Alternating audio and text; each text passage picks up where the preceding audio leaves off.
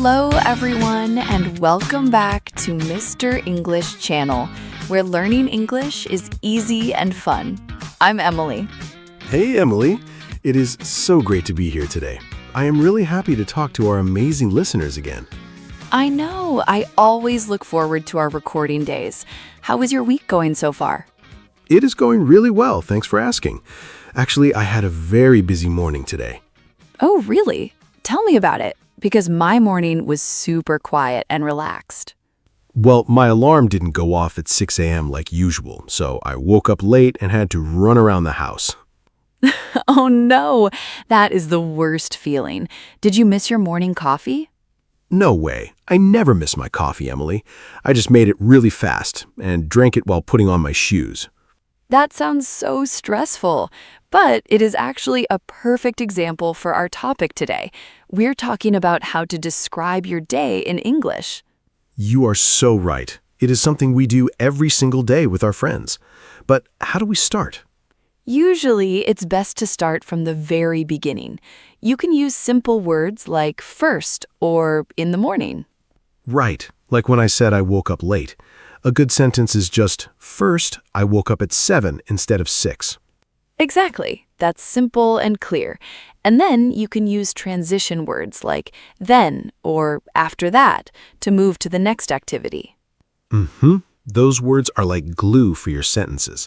So I could say, then I made some quick coffee and left the house. Perfect. See, you're already teaching the lesson through your stressful morning. Hey, I try my best. But what about a normal day when things actually go right? On a normal day, you might say, first, I wake up and stretch. After that, I make a healthy breakfast. That sounds much nicer than my morning. What do you usually have for breakfast, Emily? I usually have some oatmeal with fruit and a warm cup of green tea. It helps me feel ready for the day. Wow, that is very healthy. I usually just have toast with butter, but hey, it is fast and easy. Toast is great too. The important thing for our listeners is the structure.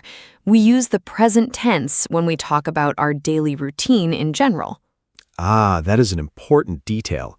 So if it happens every day, I use I wake up, not I woke up. Exactly. Use the present tense for your regular routine and use the past tense if you are talking about just today or yesterday. That makes total sense. So every day I drink coffee, but yesterday I drank tea. Yes, you got it. It's a very simple rule, but it changes the meaning completely. So after breakfast, what is the next step in a standard day? Usually people go to work or school, right? Right, and a great phrase to use here is get ready. For example, I get ready for work at 8 o'clock. Oh, I love that phrase. Get ready can mean brushing your teeth, getting dressed, or packing your bag. Exactly. It includes everything. It saves you from saying 10 small actions in a row. That is true. Nobody wants to hear a long list of every time you brushed your teeth.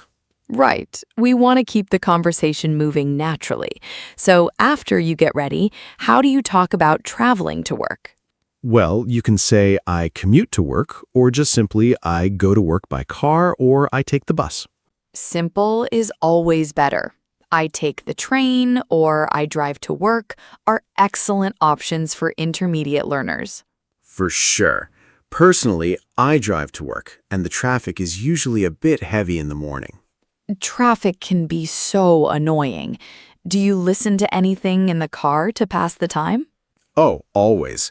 I listen to podcasts or upbeat music to keep me awake and happy. That is a great habit. Maybe some of our listeners are listening to us right now during their morning commute. I hope so. If you are driving right now, keep your eyes on the road, but enjoy the lesson. Yes, safety first. So once you arrive at your office or school, what do you say next? You can say, I arrive at work at 9 a.m., or more casually, I get to work around 9. Get to is very common in American English. I get to school, I get to the office, I get to the gym. It really is. I use get to all the time without even thinking about it. It just sounds so natural. It does. And then during the day, you probably take a short break or eat lunch with your friends. Oh, lunch is my absolute favorite part of the workday. I usually have lunch at noon. I knew you would say that. Who do you usually eat lunch with when you are at the office? I usually eat with my coworkers at a small cafe near our building. We like to chat and relax. That sounds lovely. Notice how Paul said coworkers. That's a great word for the people you work with. Right, it is much better than saying the other people at my job. It sounds more professional. Definitely. And what about the afternoon? How do you describe the hours after lunch? Well, the afternoon is usually when I focus on my big projects. I might say, in the afternoon, I finish my tasks. That is good. You can also talk about meetings. For example, I have a meeting with my manager at 2 p.m. Meetings can sometimes be long and boring, but they are a big part of the day for many people. They really are. But then the best moment arrives, the end of the workday. Yes, the moment everyone waits for. How do we say that we are leaving work, Emily? You can say, I finish work at 5 o'clock, or you can use a fun phrasal verb like wrap up. Wrap up? Like wrapping a present? Regular words can be funny, right? But yes, to wrap up means to finish or complete something. Oh, I see. So I can say, I wrap up my work around 5 p.m. and then I head home. Yes, head home is another fantastic natural phrase. It just means to go in the direction of your house. I use head home every single day. It sounds much warmer than just saying, I go to my house. It really does. It feels like you are looking forward to relaxing after a long day. Speaking of a long day, this is a great moment to pause and talk to our amazing listeners. Oh yes, if you are enjoying this conversation and learning new phrases, please take a second to like this video. And don't forget to subscribe to Mr. English channel.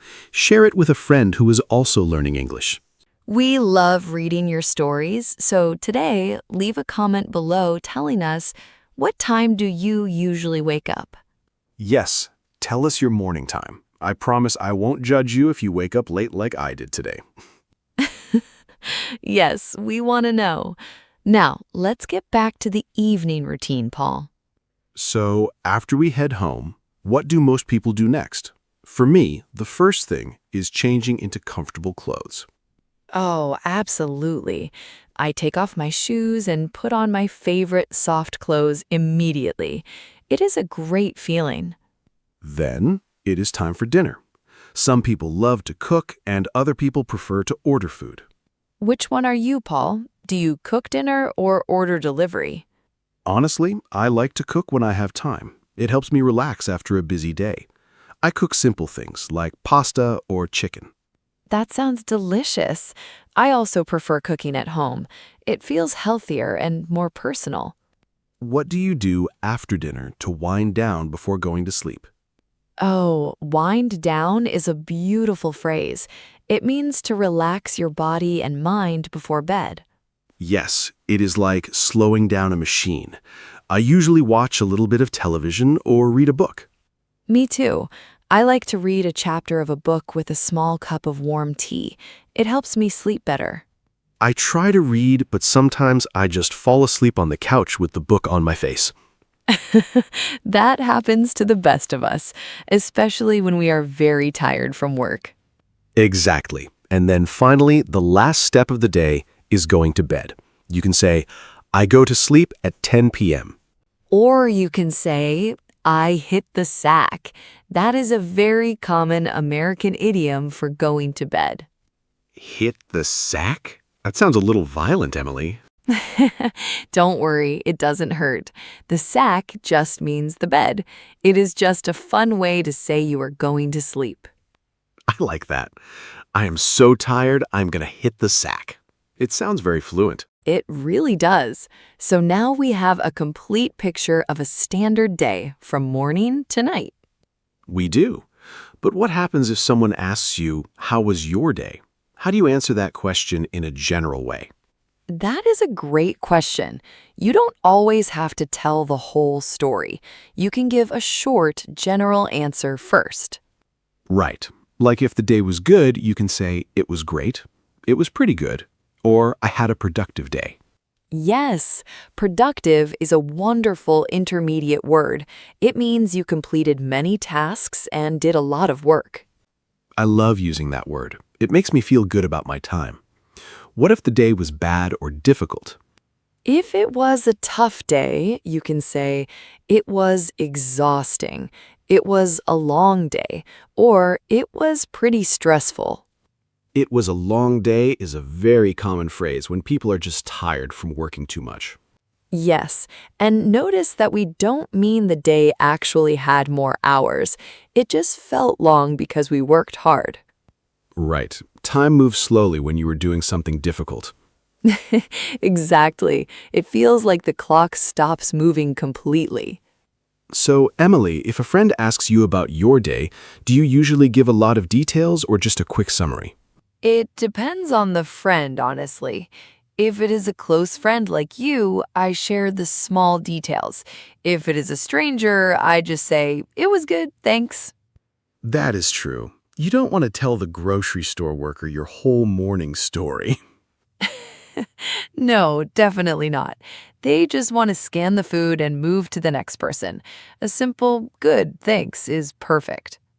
So it is all about context. For our intermediate learners, practicing these stories with someone can really help. Speaking of practicing, this is the perfect time for a quick shout out to Mr. English AI. Oh yes, Mr. English AI is our amazing smart assistant that helps you practice everything we talk about today. It is so cool. You can chat with it anytime you want, practice describing your day, and get instant feedback. Exactly. If you want to improve your speaking skills faster, you should really check it out. The link is right in the video description. Yes, it is a wonderful tool to build your confidence. I highly recommend it. Me too. I think practicing daily routines is one of the best ways to start using English naturally every single day. I agree completely. It uses words that apply directly to your real life, so you don't forget them. Let's think about some extra phrases that can make a description of a day sound even more interesting. What about weekends? Oh, weekends are different. On weekends, people love to sleep in. Sleep in? Does that mean sleeping inside the house? No, it means sleeping later than you normally do on a workday. For example, waking up at 9 a.m. instead of 6 a.m. Oh, I love sleeping in on Saturdays. It's one of life's greatest pleasures. It truly is. Another great weekend phrase is stay up late. This means going to bed much later than usual.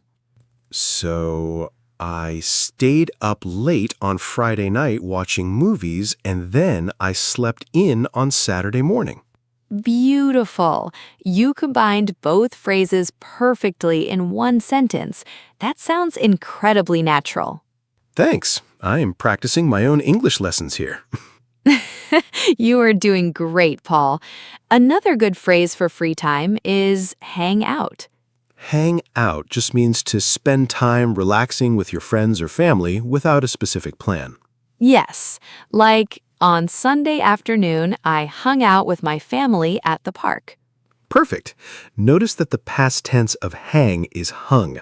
That is an irregular verb, so it's good to remember. Ah, good catch. Hang out becomes hung out when we talk about yesterday or last weekend. Exactly.